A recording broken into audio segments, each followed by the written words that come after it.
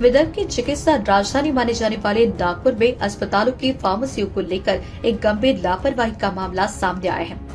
News first 24 को सूत्रों से प्राप्त शिकायतों और साक्ष्यों ने यह उजागर किया कि शहर के कई बड़े और चर्चित अस्पतालों में रजिस्टर्ड फार्मासिस्ट की अनिवार्यता को पूरी तरह नजरअंदाज किया जा रहा है। इन फार्मेसियों में दवाइयों का वितरण प्रशिक्षित फार्मासिस्ट की बजाय अस्पताल के कंपाउंडरों द्वारा किया जा रहा है, जो न केवल नियमों का उल्लंघन है बल्कि मरीजों की जान के लिए एक बड़ा खतरा भी है।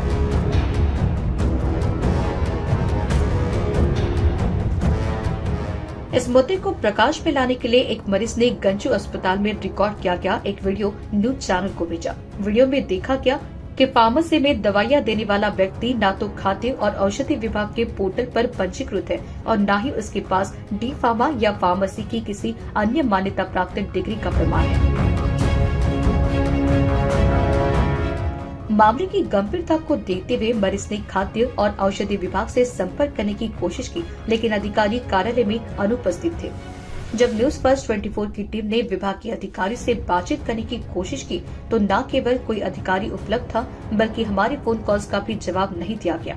यह विभागीय लापरवाही और स्वास्थ्य संबंधी नियमों के प्रति उदासीनता को दर्शाता है। रामदासपेट जैसे क्षेत्रों में स्थित नागपुर के अस्पतालों में इलाज के लिए न केवल स्थानीय मरीज बल्कि उड़ीसा, छत्तीसगढ़ और मध्य प्रदेश से भी बड़ी संख्या में लोग आते हैं।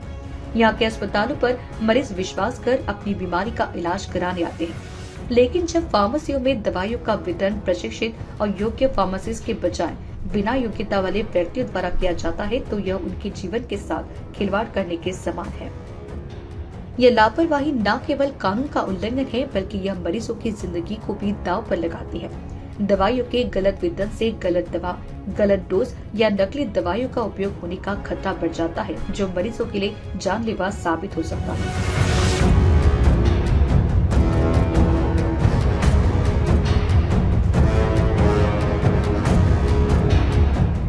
भारत के फार्मेसी एक्ट 1948 के अनुसार किसी भी फार्मेसी में केवल रजिस्टर्ड फार्मासिस्ट को ही दवाइयों के वितरण और मरीजों को परामर्श देने का अधिकार है। नियमों का उल्लंघन करने पर कानूनी कार्रवाई का प्रावधान है, लेकिन नागपुर के कुछ अस्पतालों में यह स्पष्ट रूप से अनदेखा किया जा रहा है। नागपुर जैसे महत्वपूर्ण चिकित्सा केंद्र में इस तरह की लापरवाही न केवल स्थानीय प्रशासन की कार्यप्रणाली पर सवाल उठाती है बल्कि आम जनता के स्वास्थ्य के लिए एक बड़ा खतरा भी है। मैं इस बात को बताना चाहूँगा कि आप देख सकते हो कि लाइसेंस जो है ऑलरेडी विड्रॉ हो चुका होता है, फिर भी उन सबको कंटिन्यू किया जाता है। तो इस तरीके की धांधली थोड़ी बहुत होती है।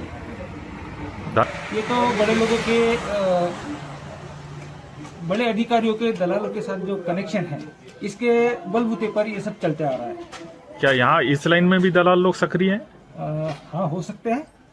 तो ऐसे कितनी फार्मेसी है जो यानी यहाँ पर जो है करीबन इस प्रकार के यानी डी फार्मासिस्ट छोड़ने के बावजूद भी जो दूसरे लोग काम कर रहे हैं लेकिन उनका नाम डीआई ऑफिस में नहीं चढ़ा?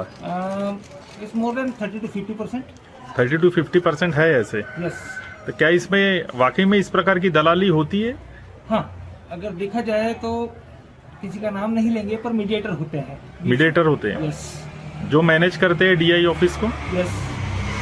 तो जैसे गंजू फार्मेसी है तो वहाँ पर भी डी फार्मासिस्ट नहीं है, तो कंपाउंडर वहाँ पर दवाइयाँ दे रहे हैं, तो ये क्या एक सैंपल है? नहीं sir, it's more than Ganju pharmacy. यहाँ पे बहुत से लोग हैं जहाँ पे इस तरीके की चीज़ें हो रही है जो बड़े अधिकारियों के साथ मैनेज हो जाता है। न्यूज फर्स्ट 24 अपील करता है कि संबंधित विभाग और प्रशासन इस मामले को संज्ञान में लेकर दोषियों के खिलाफ सख्त कार्रवाई करे।